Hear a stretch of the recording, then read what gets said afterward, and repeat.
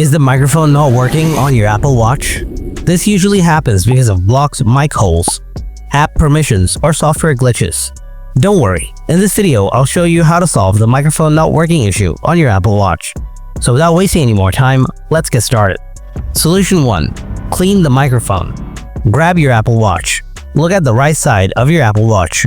The microphone is a small hole on the side of your Apple Watch, usually opposite the digital crown. Now, clean the microphone with a soft, dry, and thin cloth. Or you can also use a soft brush for Series 10 models. Apple suggests holding your watch under lightly running, warm, fresh water to clean it.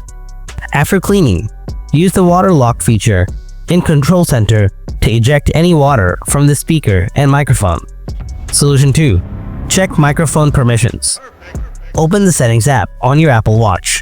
Scroll down a little bit. After that, tap Privacy and Security. Now, scroll down a little bit, and after that, tap on Microphone. Enable all the options here. Solution 3. Check Siri settings. Open up the Settings app on your Apple Watch.